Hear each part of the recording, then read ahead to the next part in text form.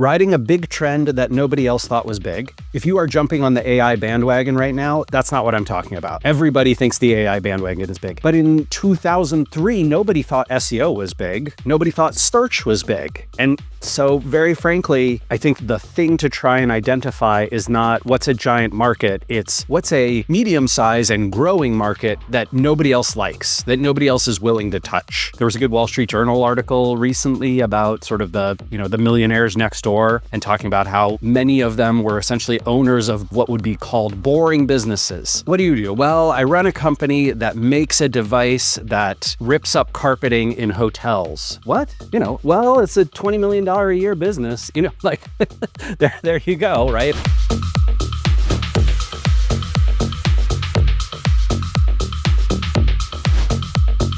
Welcome to the Startup CEO Show. I'm your host, Mark MacLeod. In this episode, I sit down with Rand Fishkin, co-founder and CEO of SparkToro. Rand is most well known for Moz. He was kind of, a celebrity amongst founders long before personal branding became a thing. In this episode, we talk about kind of this trend of CEOs building personal brands. We talk about kind of his reflections on Moz, what he got right, what he didn't, kind of his thoughts on venture capital, startup industry in general. Rand is just, a colorful character, amazing human. And that absolutely came through in this discussion. I thoroughly enjoyed it, and I think you will too. Rand, welcome to the Startup CEO Show. It's a true pleasure to have you here. How are you doing today? Yeah, all right. Thanks for having me, Mark. Good to be here. Yeah, it's my pleasure. So, I first came across you many years ago through the Unbounce guys, and Rick and Ollie and Carter said great things about you. And at the time, I was like, a little starstruck. There aren't too many guys whose books I've read. I read your Lost and Founder book when it came out, and you were really you stood out as everyone knew who Rand was, and it was sort of order of relevance. It's like Rand and then Moz, and then by the way, this whole kind of inbound movement. So anyway, it's awesome to be chatting. Oh yeah, wonderful. I actually Ollie and I got to go on vacation together in Costa Rica. Was that January of this year? So yeah, I kept in touch with those guys. Still very grateful to them for all the things they've done, and yeah, excited for all the things they're going to do. Yeah, they're dear friends of mine. I led their one and only venture round back when I was a VC. Oh, right. Yeah. And they were 14 people at the time, and just shows the strength of that inbound movement that you pioneered, right? Because on $600,000 of financing and a little bit of debt, they built a pretty large business, in the tens of millions in revenue, and just huge organic inbound kind of acquisition, right? Yeah. Remarkable brand too. Yeah. And I've spent time with Sarah from Moz, and I'm obviously much more familiar with Unbounce, but like Moz, a values-driven company. They led with values and culture, and really special place. Of all the companies I invested in when I was a VC, that was one that I would have happily joined as CFO. Oh, well, that is lovely to hear.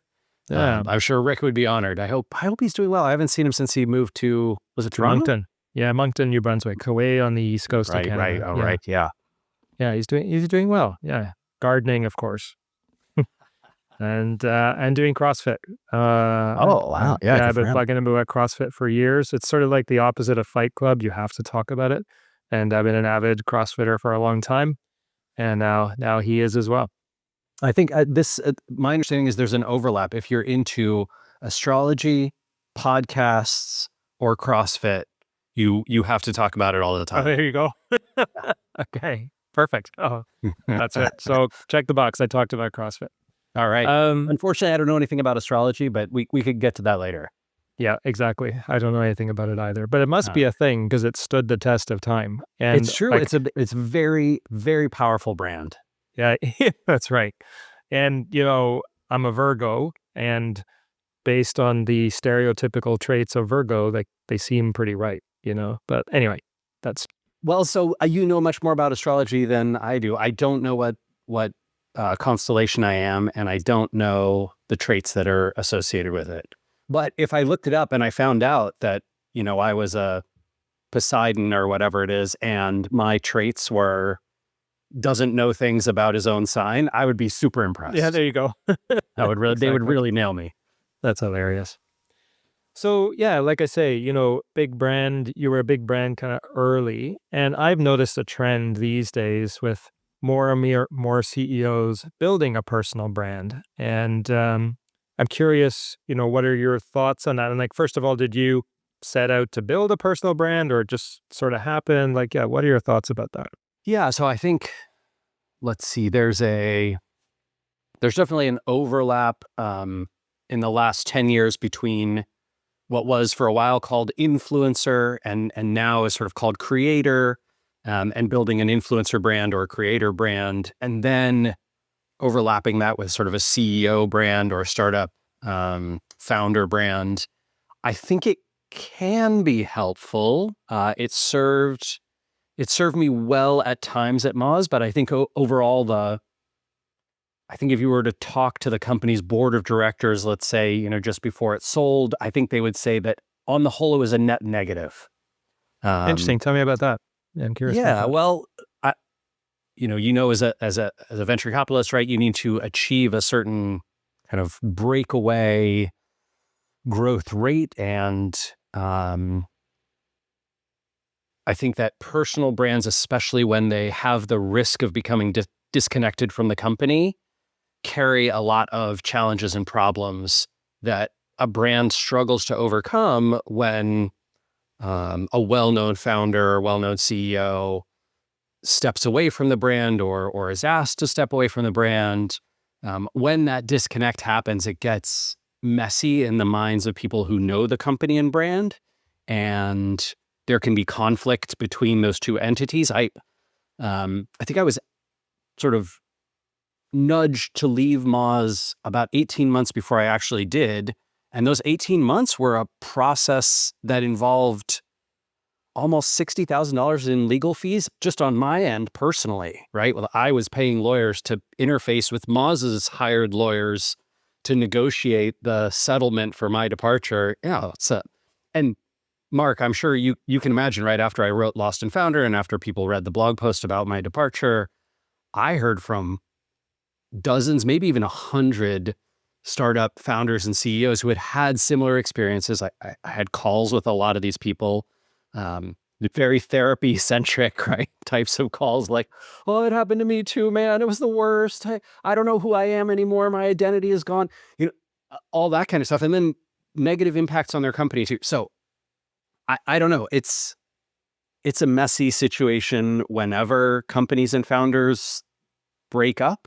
And I think doubly so, or maybe even 10x so, when there's a personal brand involved in the person departing.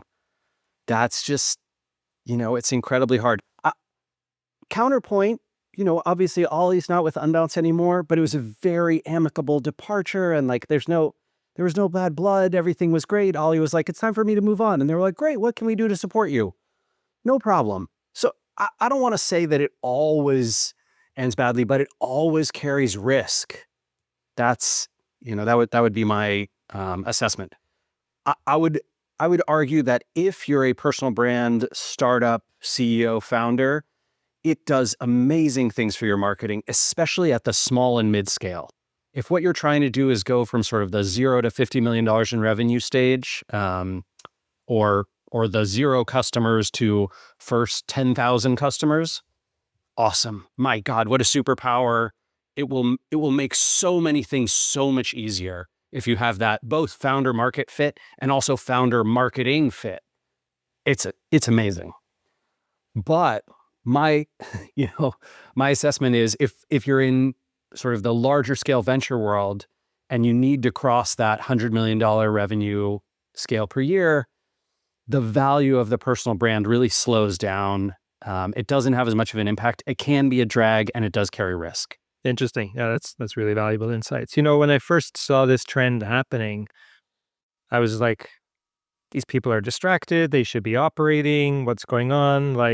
And then I just worried about human nature, which is, I don't know, you start believing your own hype. And the the more followers you have, and then like, oh, let me see who liked my post today. And then you become ungrounded and lose your humility and then stop learning. And that's, again, my context is startups that are trying to grow rapidly. As a CEO, you have to grow as fast as your business. If you think your shit doesn't stink, you stop learning. So that was my concern. So this conflicts directly with most of, all of.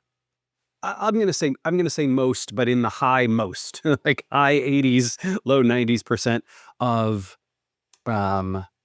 CEOs I know who have become, I would say, sort of extraordinarily successful, right? Like they've had those built companies to $100 million, sold them for $500 million or $1 billion or more, or even become, worth those figures. They often believe that their shit doesn't stink, and that their levels of humility, tragically, like many of these people, oftentimes, I'm not going to name names, but like oftentimes I was friends with them in my 20s and 30s, and we sort of, whatever, came up in the world together. And I am disconnected from almost all of them these days. Yeah, and I think a big part of that is because I am not entranced by, oh yeah, well, you probably remember my wife. I left her. Now I'm married to somebody who's in their 20s, and I go to these parties and check out this boat that I have, and my shit has never stunk. I never had Yeah, I poop diamonds. Yeah, so I think there's unfortunately a correlation between those people, having those attributes and having that level of success. And I think I would argue what really needs to change is we should change the definition of what success means. Because I'll tell you, Mark, I'm sure you know plenty of those people. Do you think they're happy? No. Do you think Elon Musk has a good day? No, I mean, I read Elon Musk's biography, and I was just like, A, I would never want to be him, and B, I'd never want to work for him. Nope. Tortured soul. Yeah, and I think that a lot of these people are, right. That there's no limit to the greed. There's no limit to the feeling of inadequacy that is driving a need to present a face that's different from the one they feel inside. There is no amount of money or notoriety or mentions on social platform that will satisfy them. And nothing external that will satisfy them. Like really, like lasting, it's really tragic. And contentment is internal. I never see the turnaround story, right? I never see someone who's like, gosh, I went through this. I was this big shot, and then you know what?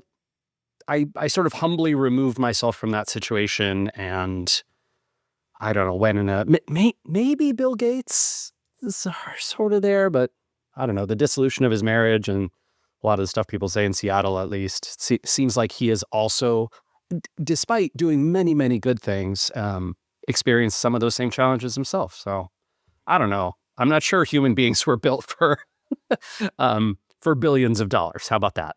No, I'm sure not. I'm curious, when you were going through those highs, we can talk about the lows separately, but like, did you have practices to keep you grounded and keep you humble? Well, I am very, very deeply in love with and attached to my wife, Geraldine, who is, she self-describes as having poor girl energy. And I think that that really, really helps. in fact, right? Like there's not a moment that goes by where she isn't conscientious of, both sort of our situation and the world around her, and always brought a lot of humility to me, even during my years of, whatever. I never got to the scale that most of these folks that we're talking about are on, but I was. But you could have easily gotten caught up in the C and B scene. Look who I'm with. Yeah, blah blah blah. Sure. right? Look what Yeah, events I'm speaking at. I'm on the circuit. You could have been that guy, right? yeah, I got to meet lots of those people, right? Sure, and had, I don't know, acquaintanceships and friendships with some, and I don't know. Also, I think early on got to see some of the dark side of it. That helped, right? That it's sort of almost a warning signal. I remember, I had some friends whose companies had been acquired by, oh my gosh, what's WeWork, and people who interacted with Adam Newman and that whole scene and situation. Did you watch the TV show about it? No, I haven't. Is it Oh good? yeah, it's worth watching. Yeah, yeah. All right, I might have to check it out. And then I I knew and was not friends, but friendly with many people who had high profiles in the venture capital world.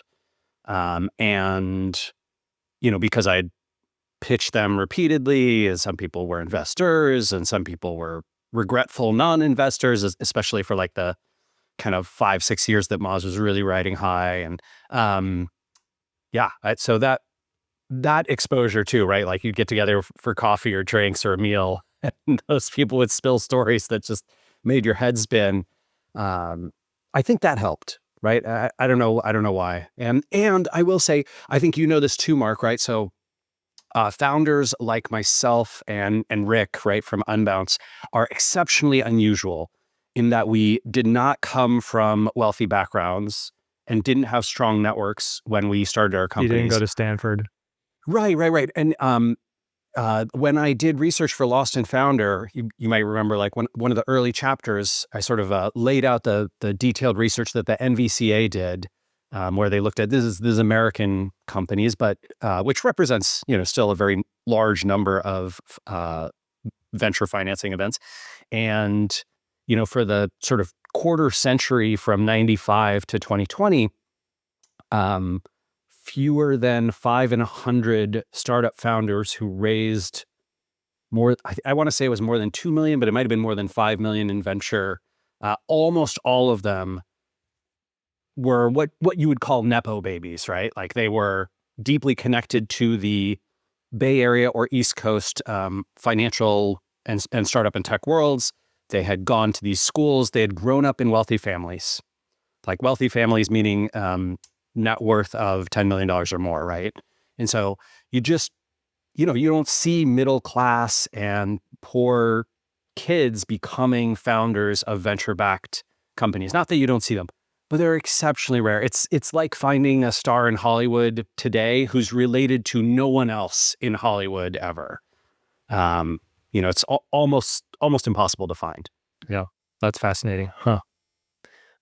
I definitely want to spend a bunch of time on SparkToro, but let's stay with Moz for a bit. Like, I'm curious, when you look back, what did you get right and what did you not get right? Got right riding a big trend. Riding mid-trend, well, two things. Riding a big trend that nobody else thought was big, that really helped, right? So if you are jumping on the AI bandwagon right now, that's not what I'm talking about. Everybody thinks the AI bandwagon is big. But in 2003, nobody thought SEO was big. Nobody thought search was big. And so very frankly, I think the thing to try and identify is not what's a giant market. It's what's a medium-sized and growing market that nobody else likes, that nobody else is willing to touch. There was a good Wall Street Journal article recently about sort of the millionaires next door, and talking about how many of them were essentially owners of what would be called boring businesses. Like, what do you do? Well, I run a company that makes a device that rips up carpeting in hotels. That's pretty boring. What? Well, it's a $20 million a year business, like there you go. Right. And I'm one of 5 companies in the space, and, all the small hotels in Ohio hire us to come rip up their carpets. And, like, hey, great businesses. Right. I think identifying stuff that other people don't want to do, don't have the skills, don't have the wherewithal, the knowledge, the network, that can be a really great thing. And that is something that I did very unintentionally wisely at Moz. I was just attracted to SEO because I like to optimize things. And, I got pissed off early on at Google for hiding the way their algorithm works. And that started a fire under me that lasted 17 years. And I just kept pounding away at trying to make Google's ranking system understandable to laymen. And I think that turned into, a relatively successful business, except that we raised a bunch of venture, which was, of course, very foolish. There's no need to, if you got a $30 million a year company that's profitable, you don't need to give yourself the obligation to get to 100. Are you still taking your own meeting notes? Let me tell you about an AI tool that I'm using to take meeting notes for me. It's called Fellow. It's an AI meeting assistant. It takes human-level AI notes, it tracks my action items and decisions, and keeps everything in one place. Built with security and privacy at its core, Fellow is the only AI meeting assistant that leaders trust to capture meeting notes and recordings while keeping your data safe. Thousands of organizations are consolidating tools and relying on Fellow to capture their meetings. The team at Fellow is so confident that you'll love it, they're offering an insane deal to startup CEO listeners. 90 days of unlimited AI-powered note-taking and recording completely free. Visit fellow.app/CEO to sign up today and experience the AI meeting assistant trusted by leaders everywhere. Right. Can we talk about that for a minute? And then let's go back to the postmortem, just because not only did you raise venture, but you raised from Foundry, like a tier 1 fund, and that comes with, commensurate expectations. So yeah, let's talk about that. Gosh. So Brad Feld and I from Foundry Group met through Geraldine, through my wife. Brad's wife, Amy, was a big fan of Geraldine's blog, and Geraldine's sort of a personality in the travel and now more so culinary world. She has a James Beard Award now, and is her latest book was a bestseller, and so she's quite accomplished in her own field. But Amy, Brad's wife, was reading her blog, and she had written about my experiences fundraising. And Amy sent it to Brad, and then Brad reached out to me. So that's how I got connected to Foundry. And yeah, we formed a close friendship for a number of years. Brad was obviously an investor, and I think I got entranced by the world of venture for a long time. Like I wanted to play with the big kids. I felt like an outsider. I felt like I wasn't good enough. I felt like in order to be somebody, I had to do what all the cool kids on the front page of TechCrunch and the New York Times and the Wall Street Journal were doing. I don't know. For whatever reason, I never even considered the path of, hey, what if I built a quiet, successful business in this field that happened to do really well, which interestingly enough, the two companies that beat Moz eventually, right, that took market share from them and won the space, neither were venture backed until like the very end, right? They're very, very late stages. Is that something like SEM Rush? I'm not super familiar. Yeah, okay. Yeah, SEM Rush was one of them. Now they're a public company, and Ahrefs, which never took money and is still private and is north of $100 million in revenue, right? And that very easily could have been Moz, I think, if my ego had been in check and if I had thought more carefully about it, and maybe if the venture community too had looked at our business and said, you guys are onto something amazing. You should not take money from us. Like, let me show you this other path. But that is not marketed to any founders, right? Venture is marketed to all founders, even though it's wrong for 99% of them. I think even yourself, right? When you were a VC, Mark, you would have said venture is wrong for 99% of companies. Yeah, it's one of the reasons why I stopped being a VC. I believe that the industry was broken. Look, location mattered a lot more then. I was running a $50 million fund out of Montreal, and I was just like, I can't out Sequoia. Like, they're going to kick my ass every single time. And therefore, I can't look limited partners in the eye and be like, hey, I know most fund managers shit the bed, but don't worry, I got it all figured out. Give me your money. And then, by the way, backing up that empty promise with my own money. I was just like, Honestly, like it was literally eating at me. Like I lost 30 pounds in a year. People thought I had cancer. No. It's just, I had like no bum. Like I was like concave. I was just like, I was just stressed out from like being in the wrong industry. So that's when I hit the eject button. Yeah, I'm incredibly, I think it takes an incredible amount of self-awareness and an extraordinary amount of empathy and humility to do what you did. And it should be lauded. It is lauded. It is lauded by me as far more impressive than anything, no offense to Brad, but and anything that he and his team ever did. I think that's a truly wonderful, thoughtful way to live your life, and to be able to recognize that is a superpower, and find things that make you happy and make the world better and make sense for a thoughtful, caring life. Yeah. So anyway, I became disillusioned with venture over the years as well, and when I started writing a little bit about that, some of that was on the blog, and then of course in the book.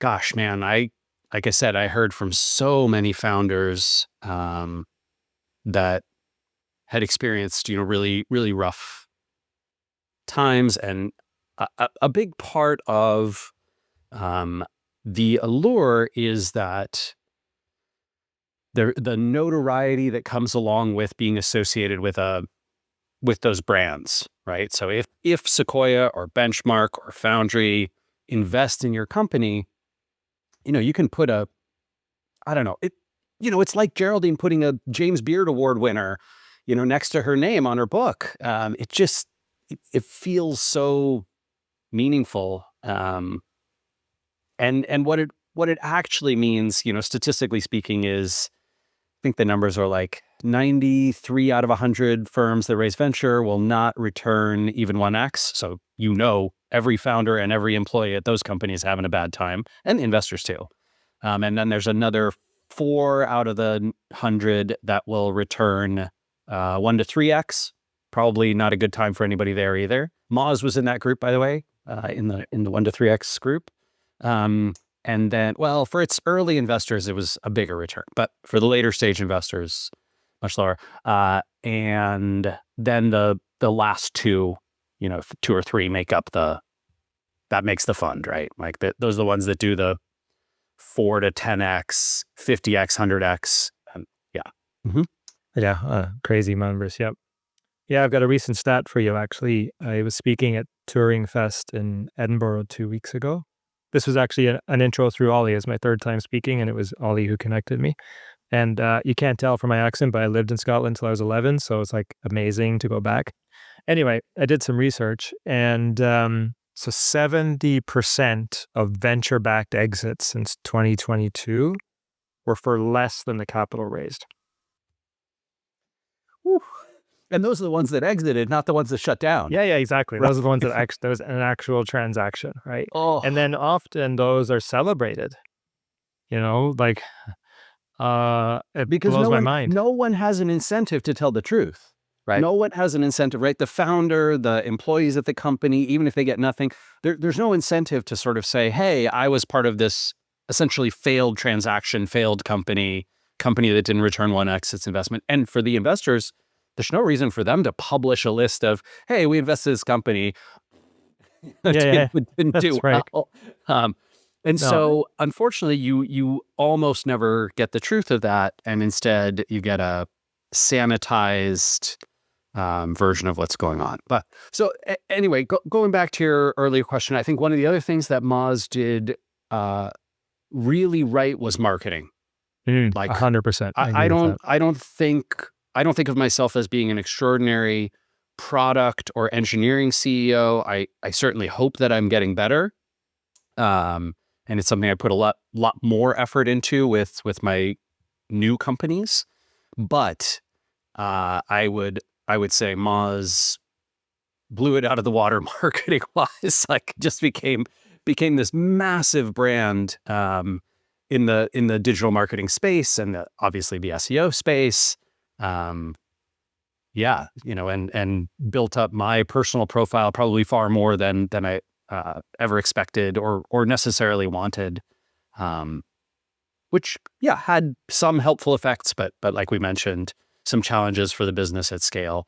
It's certainly been helpful to me in future projects. So, I fundraised for my second company, for SparkToro, and for Snackbar Studio, my third company, and both of those processes were absolutely helped by the fact that many people already knew, liked, and trusted me and had this, sort of impression of me as someone who was impressive and knew how to do things. And I'm deeply grateful for that. We raised in really weird ways, which we can talk about if you want to, but the I'm curious. non-venture Actually, I ways. would love to, because I think Yeah. a lot of people raise venture because they think they have to. They think that's Yes. like Yes. that's what you do, right? So yeah, I'd love to know what Yeah. you did So that was different.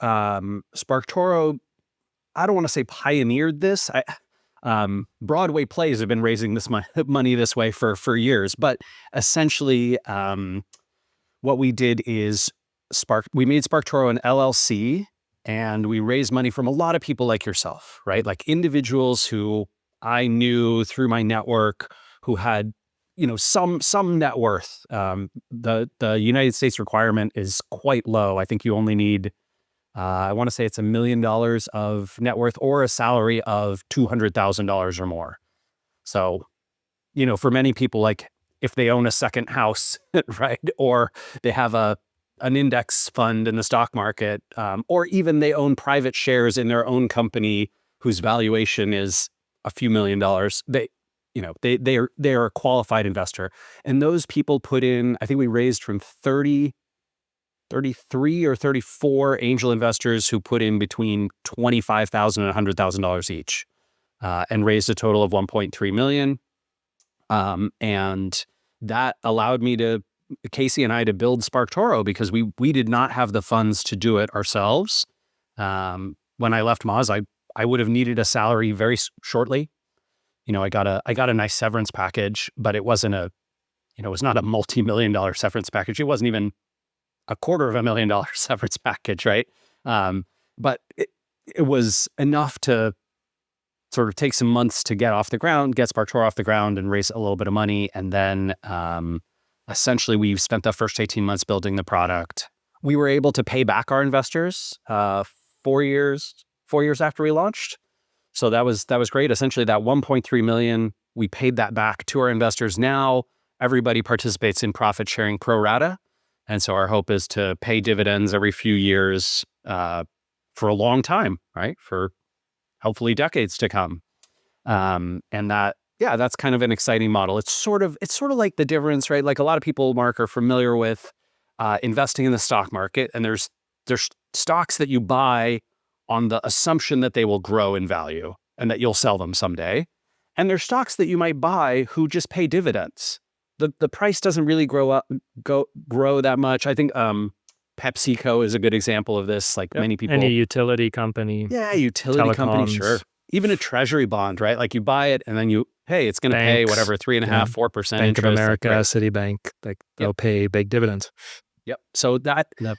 we kind of think of SparkToro as that. It's a much lower risk way to invest in the private small startup world, with the idea that you're going to get your money back and then get dividends over time. And it works really well for companies that have that lower risk, but also, Casey and I are not trying to build $100 million company, right? Like, we're not even $2 million in revenue, but we only have 3 people. Our expenses are relatively low.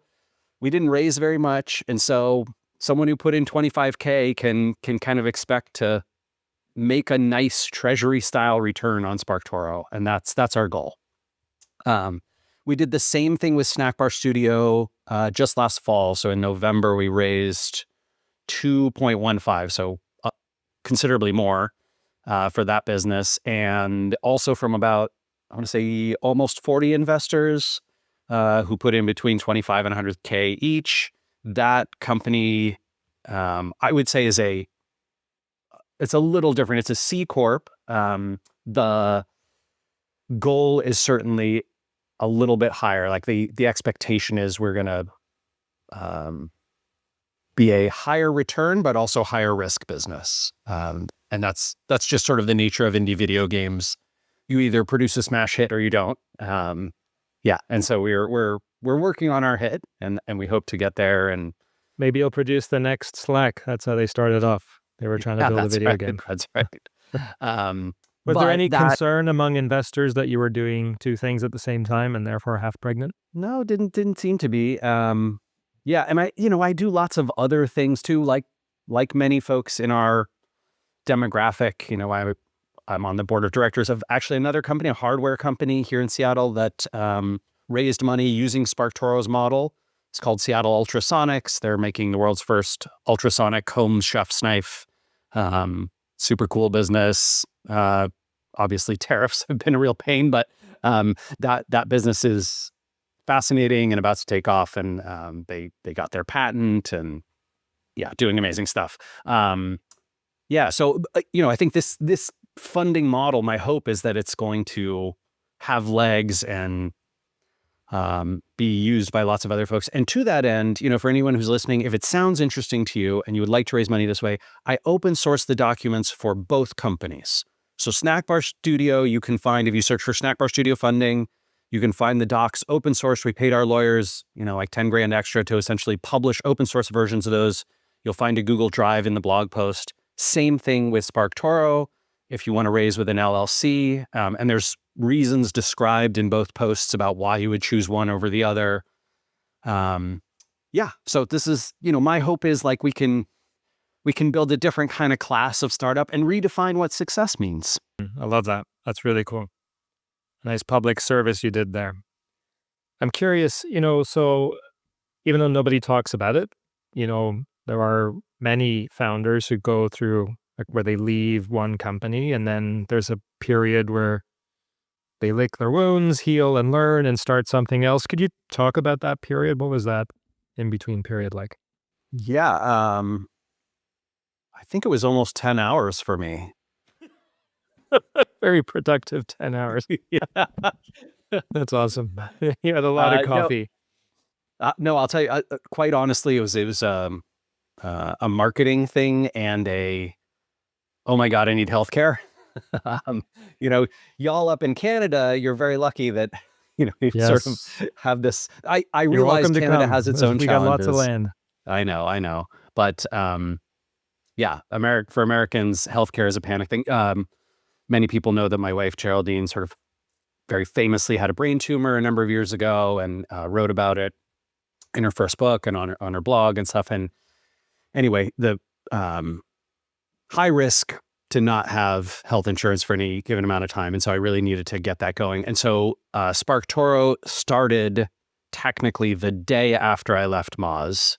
And so essentially, I only had those 10 hours of unemployment between when I left one company and started the other. And it was also an intentional marketing thing. Like I knew that when people heard that I left Moz, there would be a lot of attention around that. And so I wanted to be the person to publish that news and then to have a new company already announced that, you could subscribe to the email list and like see what Rand's up to next.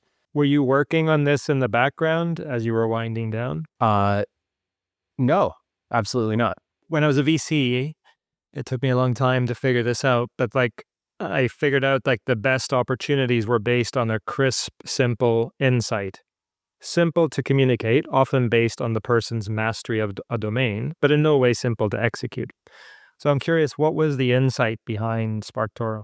Big frustration that had dogged me for years at Moz, especially toward the last sort of 4 or 5 years of my tenure there, was that I saw more diversity in how people discovered brands, businesses, and solved their problems than just go to Google and search for something. Mm-hmm. But I had no way to help companies, that I advised or wanted to assist, or people who came to Moz and sort of said like, hey, how can we get good at SEO? And I'd look at their product and their space and I'd say, I don't think SEO is the thing you need to get good at, right? I think your customers are going to find you through whatever, social media or through brand marketing or through conferences and events or through podcasts and YouTube channels or through content that's published on the web and PR and, press and media coverage.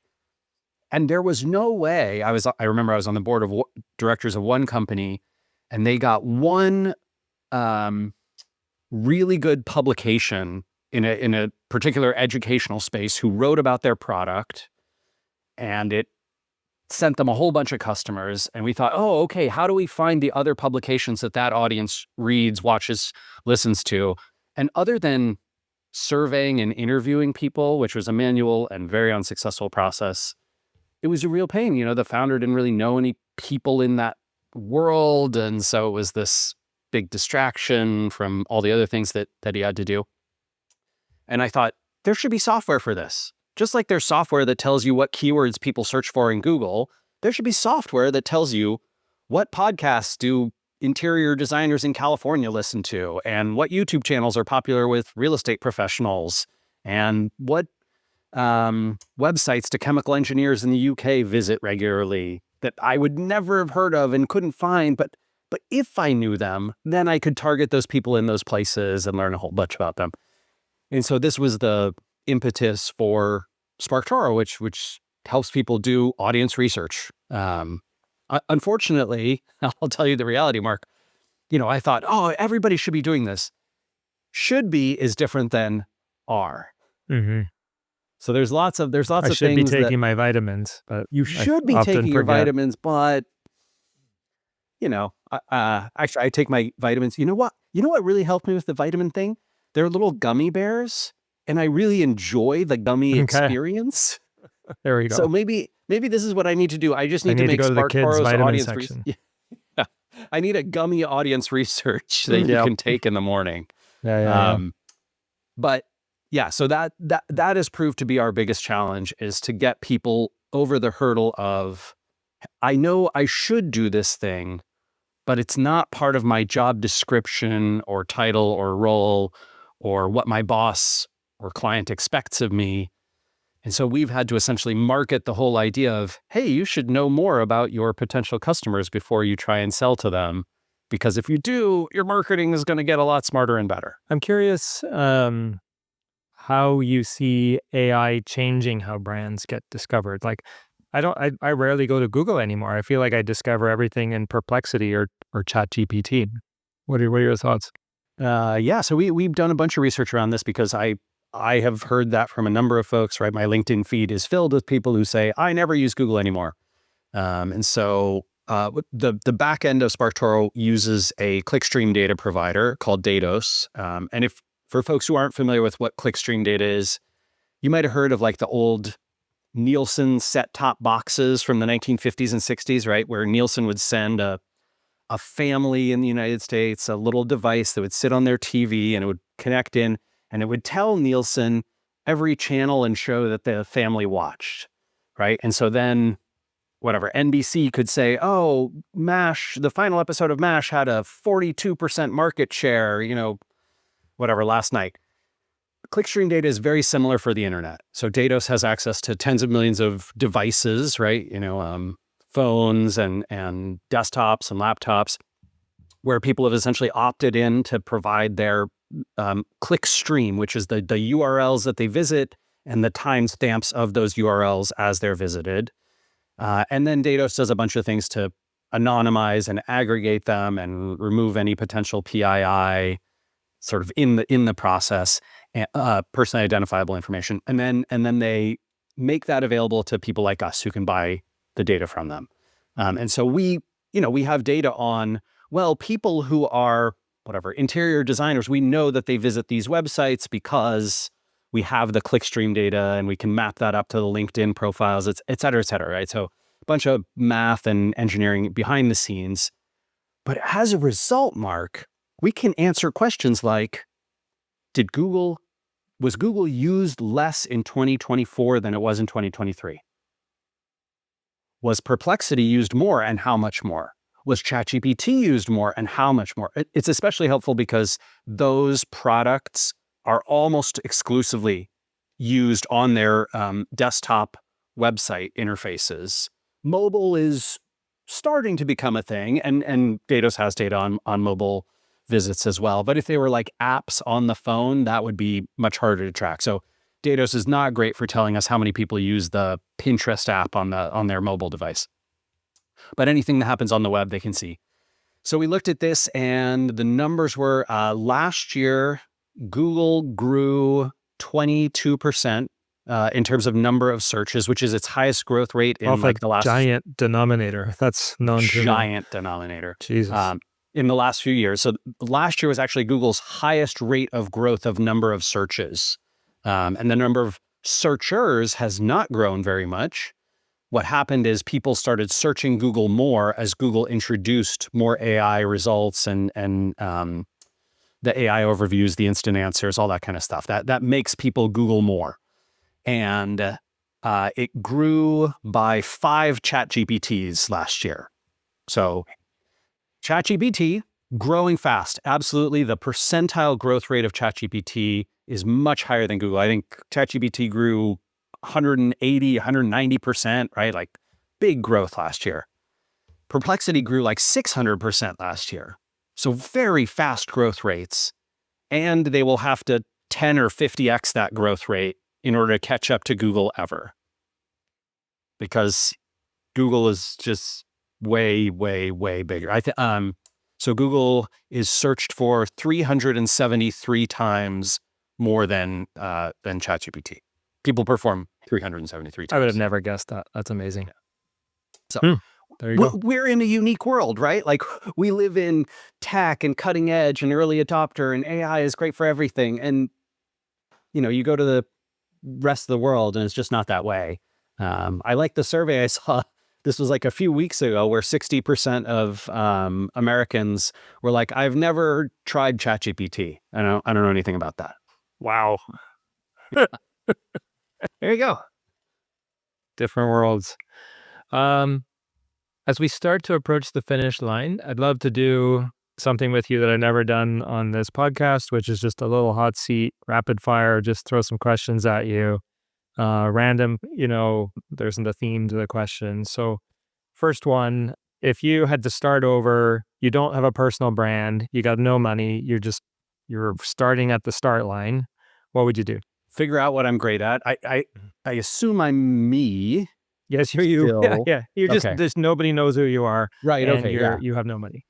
So let's see. The thing that I tend to be quite good at is explaining complex topics in simple terms that lots of people seem to find compelling. And I'm pretty good at video.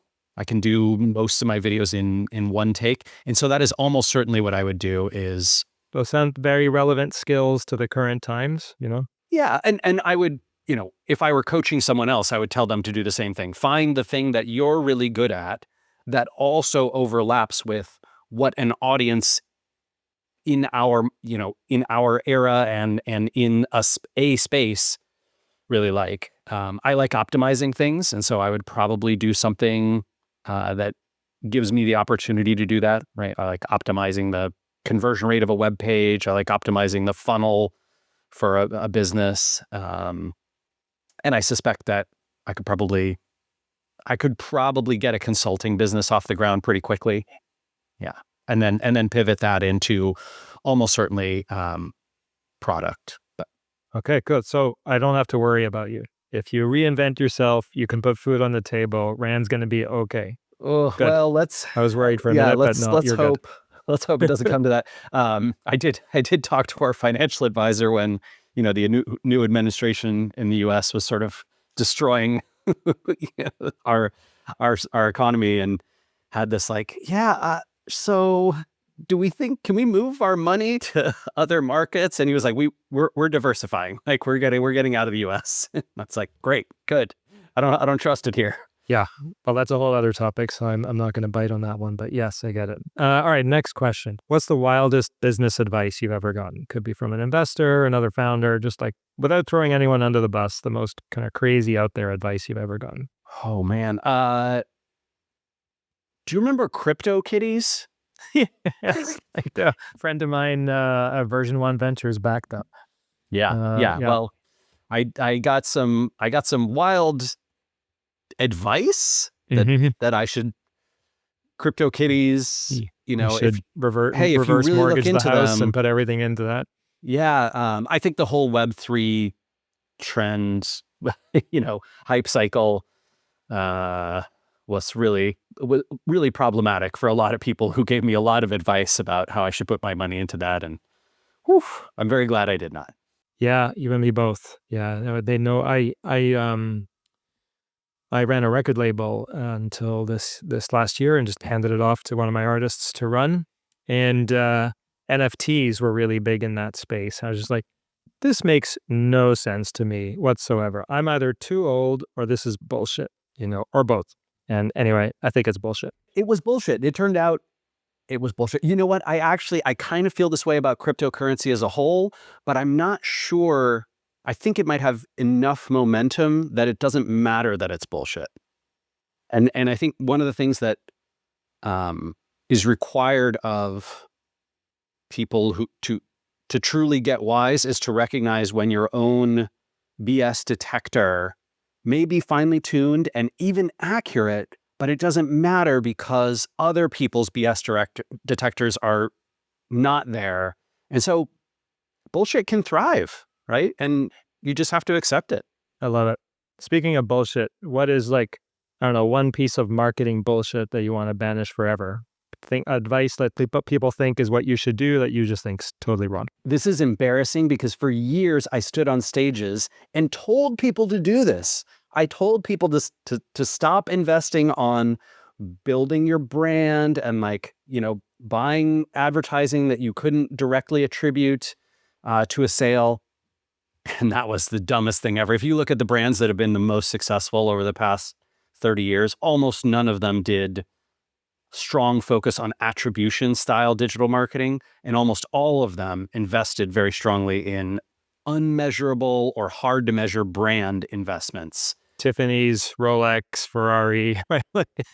Sure. I mean, old school classic brands, but even super modern businesses. Airbnb, like early on, Brian Chesky realized this whole attribution digital marketing thing is BS compared to building the brand of Airbnb and doing crazy stuff like, hey, let's sponsor a gladiator fight in the Coliseum to market Airbnb experiences.